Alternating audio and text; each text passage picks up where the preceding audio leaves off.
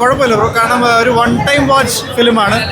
ഒരു എന്താ പറയുക, ഒരു വിജയുടെ പടം നമ്മുടെ സൂര്യ എടുത്ത ഒരു ഫീലാണ്, നാടന്വേഷിക്കാൻ പോകുന്നതും ആ ഒരു മോഡാണ്. പിന്നെ പഴയ കാലത്തിൻ്റെ ഒരു ചിലപ്പം തമിഴ്നാട് വർക്കൗട്ട് ആയിരിക്കും, എനിക്ക് പേഴ്സണലി ആക്സെപ്റ്റ് ചെയ്യാൻ പറ്റില്ല. നമ്മുടെ എക്സ്പെക്ടേഷൻ ഇല്ലാതെ തന്നെയാണ് വന്നത്. അതിൻ്റെതായ ചെറിയ അങ്ങോട്ടും ഇങ്ങോട്ടും ഇതുകൊണ്ട് അയ്യോ അവർ നല്ല ജോജു നല്ലതായിരുന്നു, ജയറാമേട്ടൻ നല്ലതാണ്, സൂപ്പറായിരുന്നു. പിന്നെ പുറത്തുനിന്ന് ഒരു പോയതിൻ്റെ യൂഷ്വൽ ഒരു തമിഴ് അത് തന്നെയാണ് കൊള്ളാം, കുഴപ്പമില്ല, നല്ല രസമാണ്, കാണാനില്ല ഒന്നുമില്ല കറക്റ്റാണ്. ശരി, താങ്ക് യു. അപ്പോൾ ഏറ്റവും കൂടുതലായിപ്പോയി മാസം എന്ന് വെച്ച് കഴിഞ്ഞാൽ ഭയങ്കര മാസം കൂടുതലായിപ്പോയി. പക്ഷേ സൂര്യനെ നമ്മൾ ഇങ്ങനെയല്ല പ്രതീക്ഷിച്ചത്. എൻ്റെ 200 രൂപയാണ് ഞാൻ മുടക്കി ടിക്കറ്റ് എടുത്തത്. ആ 200 രൂപ ഉണ്ടായിരുന്നെങ്കിൽ കരമനയിൽ പോയിട്ട് 100 രൂപയ്ക്ക് 100 രൂപ എനിക്കും 100 രൂപ ആർക്ക് നമ്മുടെ എന്നെ കിരണിനെ കൂടെ കൊണ്ടുപോയിട്ട് ഒരു ചട്ടി പഴിഞ്ഞ് 100 രൂപയാണ്. ആ 200 രൂപ ഉണ്ടായിരുന്നെങ്കിൽ നമ്മൾ 2 ചട്ടി പഴിഞ്ഞ് പിടിച്ച് ഈ ചൂട് സമയത്ത് ശരീരമെങ്കിലും തടുത്ത് വരരുത്. മാങ്കോച്ചിൽ വിട്ടൊന്നുമില്ല, മാങ്കോച്ചിൽ ഇതിപ്പോൾ ഒരു അരി അടിച്ചാലും തികയൊന്നുമില്ല, 1 ലിറ്ററെങ്കിലും വേണ്ടി വരും. സുമേഷിനെ ഞാൻ കൊണ്ടുവന്നല്ലേ. പക്ഷേ ഇത് നമ്മളെ സൂര്യയിൽ നിന്ന് ഇങ്ങനെയല്ല പ്രതീക്ഷ.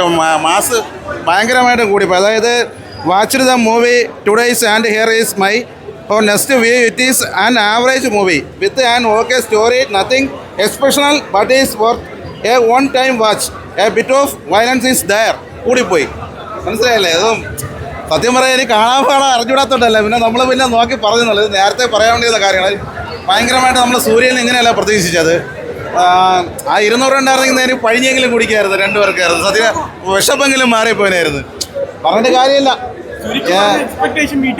ഓ എൻ്റെ അമ്മ, നമ്മളെ ജോജു ജോർജ് ചേട്ടൻ ഉണ്ടല്ലേ, ജോജു ജോർജ് ചേട്ടനെ ഈ സിനിമയിൽ കൊണ്ടുവരേണ്ട കാര്യമില്ലായിരുന്നു. കാര്യം വെട്ടിയിട്ട വാഴ പോലെയാണ് ജോജു ജോർജ് എണ്ണം വന്നത്. കാര്യം എനിക്ക് ജോസഫ് എന്നുള്ള ഒരു സിനിമ കണ്ടത് ജോജു ജോർജ് എണ്ണ ഫാനും കൂടെയാണ് ഞാൻ. കാര്യം ഈ സിനിമയിൽ വെറുതെ ഒരു വാഴ കണക്ക് വെട്ടി വിടാൻ വേണ്ടി വരേണ്ട ആവശ്യം. കാര്യം വില്ലനായിട്ട് നല്ല ആക്ടിങ്ങുള്ള ആളാണ്, പക്ഷെ ആക്ടിങ് ഒന്നുമില്ല, ഒരു ആക്ടിങ്ങും ഇല്ല ജോർജ് പറഞ്ഞത്.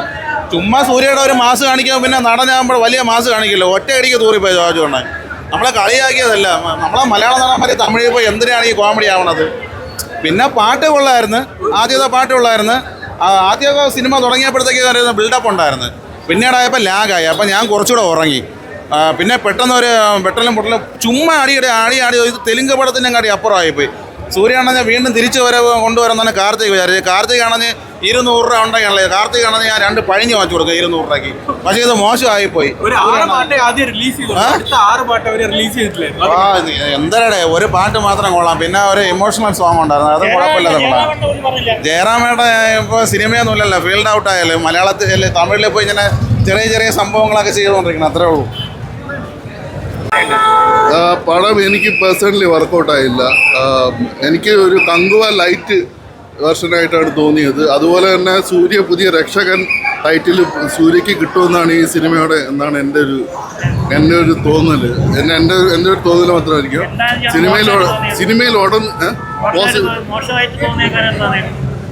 സിനിമയിൽ ഒരിടത്ത് പോലെ ഒരു ഇമോഷണൽ കണക്ട് കിട്ടിയില്ല. നമുക്ക് സിനിമയിൽ ഒരു ഇമോഷണൽ കണക്ട് കിട്ടണ്ടേ. നമുക്ക് ഇപ്പോൾ ഇന്ന് രാവിലെ ഞാൻ ഹിറ്റ് എന്നൊരു സിനിമ ഉണ്ട്, അത് എവിടെയെങ്കിലുമൊക്കെ നമുക്ക് ആ ഒരു ഇമോഷണൽ കണക്ട് അതിനകത്ത് വേണം. അതിരടി മാസം എന്തുവേണം കാണിച്ചോട്ടെ. അവിടെ നമുക്ക് യാതൊരു വിധത്തിലും ഒരു കണക്റ്റിങ് കിട്ടാതെ ഇതിങ്ങനെ പോയി കഴിഞ്ഞാൽ എന്ത് ചെയ്യാൻ പറ്റും? ചുമ്മാ വലിച്ചു നീട്ടിയ തിരക്കഥയാണ്. ഭയങ്കരമായിട്ടുള്ള ലാഗുണ്ട്. ഭയങ്കരമായിട്ട് ലാഗെന്ന് വെച്ച് കഴിഞ്ഞാൽ ഇടയ്ക്കിങ്ങനെ വരും, കാണിക്കും, പിന്നെ അങ്ങ് പോകും. ഇടയ്ക്ക് ഒരു എവിടെയെങ്കിലുമൊക്കെ ഒന്ന് ഗ്രാഫ് മുകളിലേക്ക് വരുമെന്ന് തോന്നിപ്പിക്കും, പിന്നെ വീണ്ടും താഴോട്ട് പോകും. അതെ, ഒരു ഗാങ്സ്റ്റർ, പക്ഷേ ഗാങ്സ്റ്റർ വെച്ചിട്ട് എല്ലാം വിട്ടിട്ട് മാറി വരാൻ നോക്കുന്ന ഒരാള് പിന്നെ അവിടെ തന്നെ കിടക്കുകയാണ്. പുള്ളിയുടെ അപ്പ് ആൻഡ് ഡൗൺ അങ്ങനെ ഒരു ഫീൽ ചെയ്യുന്നുണ്ട്. തുടക്കത്തിലൊക്കെ സൂര്യയൊക്കെ പ്രസന്റ് ചെയ്ത രീതിയൊക്കെ ഭയങ്കര മികച്ചതായിരുന്നു. പക്ഷെ പിന്നീട് അങ്ങോട്ട് ഒന്നും വർക്കൗട്ടായില്ല. എനിക്കൊരു ബിലോ ആവറേജ് സിനിമയായിട്ടാണ് തോന്നിയത്. ജയറാമേട്ടൻ ഈ മനുഷ്യനാണ് തെനാലിയിൽ കമലഹാസനെക്കാളും സ്കോർ ചെയ്ത മനുഷ്യൻ അല്ലേ. തെനാലിയൊക്കെ ഞാൻ ചെറുപ്പത്തിലെ കണ്ട് 2 തവണ തിയേറ്ററിൽ പോയി കണ്ട ഒരു മനുഷ്യനാണ് ഞാൻ. അതിൽ ജയറാം മലയാളത്തിലെ ഡയലോഗ് പറയുമ്പോഴത്തേക്കും നമ്മൾ ചിരിക്കുമായിരുന്നു. ഇതിൽ മലയാളത്തിൽ കുറേ ഡയലോഗ് പറയുന്നുണ്ട്. മലയാളികളുടെ മാനം കളയരുതേ ജയറാമേട്ട എന്ന് എനിക്ക് ഉള്ളിൽ നിന്ന് എനിക്ക് പറയാൻ തോന്നിപ്പോയി, സത്യം പറയാൻ. അല്ല, ഒരുമാതിരി കോമാളി ലെവല് ചെയ്ത് വേറെ ഒരു കോമാളി ലെവൽ റോളായി പോകുന്നു. അതിനേക്കാളും നല്ല റോള് ജോർജ് ജോർജിന് കിട്ടിയിട്ടുണ്ട്. അതൊരു ടിപ്പിക്കൽ ക്ലീഷേ റോളാണ്, അത് പുള്ളി നല്ല രീതിയിൽ ചെയ്തിട്ടുണ്ട്. ജയറാമാണെങ്കിൽ വേറെ ഒരു കോമാളി വേഷം.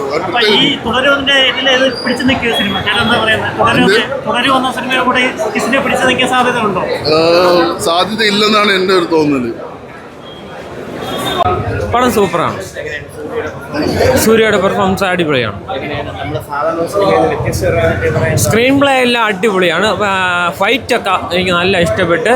പിന്നെ ലവ് ഇതും സൂര്യയുടെ ദേഷ്യം പിന്നെ അടിപൊളിയായിട്ട് അവന് സന്തോഷമായിട്ടുള്ള ജോജുവിൻ്റെ നല്ല ഇത് ജയറാമിൻ്റെ കോമഡി, ക്ലൈമാക്സ് ഉള്ള കോമഡി എല്ലാം അടിപൊളിയാണ്.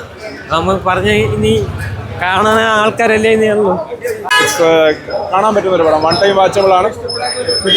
ഏതാ സൂര്യയുടെ എക്സ്പെക്ടേഷൻ അഞ്ചാനൊക്കെ വെച്ച് നോക്കുമ്പം അത്രയൊന്നും പറയാൻ പറ്റില്ല. But it is one time watchable and it is a feel good movie. Like കങ്കുവാമാരി നമുക്ക് പ്രാന്തൊന്നും പിടിക്കില്ല. കങ്കുവ ഈസ് അട്ടർ ആവശ്യമില്ലാത്ത ഡയറക്ടേഴ്സിന് ഡേറ്റ് കൊടുക്കാതിരിക്കുക, അത്ര